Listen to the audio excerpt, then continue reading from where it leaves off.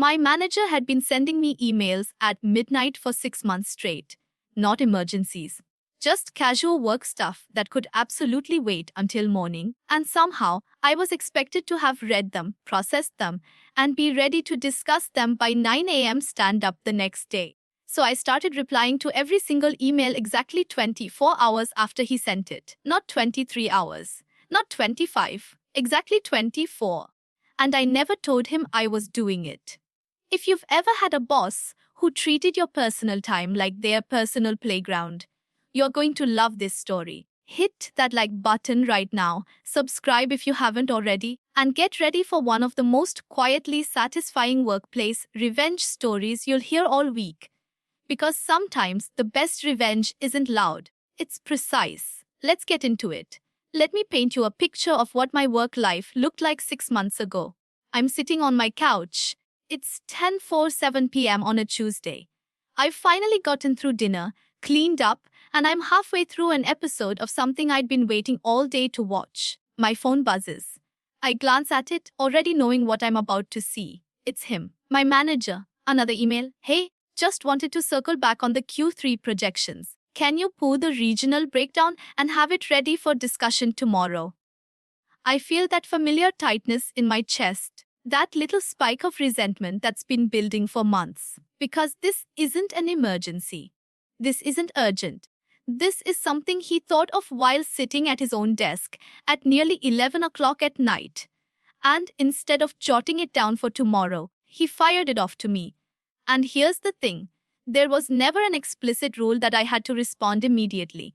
He never said, I expect you to answer emails after hours.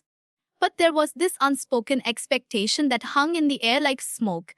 You'd better have seen it. You'd better be on top of it. Because when stand-up rolled around at 9 a.m., he'd reference that email like it was sent during business hours, and if you weren't prepared, you looked like you weren't paying attention. This had been going on for months. Sometimes it was 10 p.m., sometimes 11. Once, I got an email at 12:30 in the morning about updating a slide deck. A slide deck, at midnight. I never said anything. A lot of us didn't. Because what do you say? Hey boss, can you not email me when I'm trying to sleep? It sounds whiny. It sounds like you're not a team player. It sounds like you're not committed. So we all just dealt with it. We'd see the notification light up our phones during dinner, during workouts, during those precious few hours we had to ourselves. And we'd feel that little thread of anxiety pull tight, wondering if this one was actually urgent, if we needed to respond now, if ignoring it would somehow mark us as unreliable.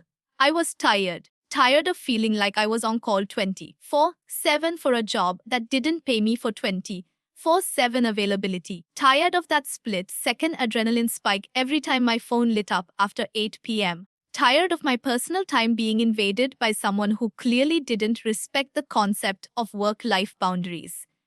But I wasn't going to confront him. I wasn't going to send some passive-aggressive email about communication norms or escalate it to HR and paint a target on my back. I was going to do something better. It was a Thursday night around 11:15 p.m. Another email. This one about a client meeting agenda that wasn't even happening until the following week. I stared at my phone, and something in me just clicked. If he wasn't going to respect my time, I was going to teach him to. Quietly, methodically, without ever saying a single word, I opened my notes app and started drafting a plan. Every email he sent me, regardless of when it arrived, I would reply exactly 24 hours later. Not an hour sooner, not an hour later. Exactly 24 hours. I'd draft my response immediately so nothing actually got delayed. I'd have the work done, the answer prepared, the files ready. But I wouldn't hit send. I'd schedule it. 24 hours from the timestamp of his original email. If he sent something at 11:47 p.m. on a Monday about Q3 projections, my reply would go out at 11:47 p.m. on Tuesday. If he sent something at 6:00 a.m. on a Saturday, because yes, that happened, I'd reply at 6:00 a.m. the following Saturday. It was beautiful in its simplicity. And the best part, there was nothing he could say. My responses were always thorough. Nothing ever actually got delayed because I was doing the work right away. I just wasn't rewarding his boundary. violating behavior with instant gratification. The first time I did it, my hands were actually shaking a little as I scheduled the email. It felt rebellious. It felt like I was breaking some unspoken rule, even though I wasn't breaking any real rule at all. His email had come in at 10:52 p.m. Something about updating a stakeholder report. I drafted a complete response in 15 minutes, attached the revised report, and then set it to send at 10:52 p.m. the next evening. I went to bed feeling lighter than I had in weeks. The next day at stand-up, he mentioned the report. "I sent you a note about that last night," he said, glancing at me. "Yep, I'll get you a response," I said calmly, not defensive, not apologetic, just matter of fact. That evening at 10:52 p.m., my email went out. Thorough, professional, complete. I did it again with the next email, and the next, like clockwork. At first, I don't think he noticed, but after a couple of weeks, I could sense something shifting. He'd send an email at 11:30 p.m., and then the next day he'd check in during work hours, like he was trying to catch me off guard. "Did you see my email about the budget?" "I did. You'll have my response tonight?" And I'd send it at 11:30 p.m. Exactly 24 hours later, he started sending emails earlier. Like he was trying to get ahead of whatever delay he thought I had going on. A 9 p.m. email one night, an 8 p.m. email a few nights later. Didn't matter. 24 hours. Every single time, I watched him get progressively more confused. He never said anything directly, because how could he? My work was getting done. My responses were thorough. Nothing was actually being delayed. But I could see it in his face during meetings. This little flicker of frustration, this sense that something was off, but he couldn't quite put his finger on what. About 6 weeks in, something fascinating started happening. His emails started arriving earlier in the day. It was subtle at first. An email at 9:30 p.m. instead of 11 p.m., then one at 8 p.m. Then one glorious morning, I got an email at 10:00 a.m. I replied at 10:00 a.m. the next day, and it felt like a quiet victory. He was adjusting. Without me ever saying a word, without any confrontation, without any HR involvement, he was adjusting his behavior. Because here's the thing about people who send late night emails, they want immediate validation. They want to feel like their team is responsive, that their requests are being handled, that they're in control. When you remove that immediate feedback loop, it creates discomfort, it disrupts their pattern, and my manager was feeling that disruption. By month 3, most of his emails were landing before 6 p.m. By month 4, almost everything was arriving before noon. I kept my 24-hour policy for every single one. Didn't matter if he sent it at 10 a.m. or 10 p.m., 24 hours. But the midnight emails, those had almost completely stopped. 4 months after I started my quiet policy, I got an email from him at 11:00 a.m. on a Wednesday. It was about a project timeline, straightforward, professional, sent during normal working hours. I drafted my response immediately as always and scheduled it for 11:00 a.m. Thursday. When it's sent, I leaned back in my chair and smiled. I had won, not with a dramatic confrontation, not with a formal complaint, not with a heated argument in a conference room. I had won by refusing to play the game on his terms.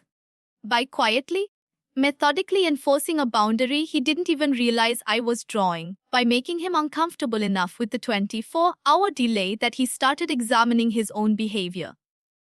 He never acknowledged it, never said, "Hey, I noticed I've been emailing you late, and I'm going to stop." Because that would require admitting he'd been doing something wrong in the first place. But his behavior changed, and that was all I needed. The late-night emails stopped. The weekend messages dried up. My phone stopped buzzing at 11 p.m. with work requests that could wait until morning.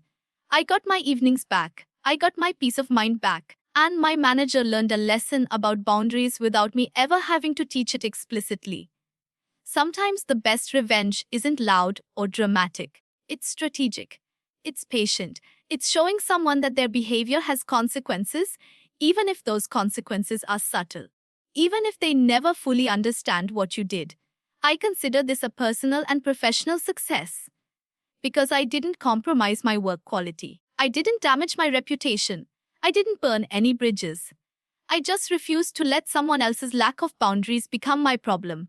And honestly, that feels better than any dramatic confrontation ever could. If this story gave you that warm, satisfying feeling of justice being served, smash that like button right now. Drop a comment and tell me, have you ever had a boss who didn't respect your personal time? How did you handle it? I want to hear your stories. And if you're not subscribed yet, hit that subscribe button because I've got more stories like this coming your way. Stories about people who quietly, brilliantly stood up for themselves when no one thought they could. Thanks for watching. I'll see you in the next one.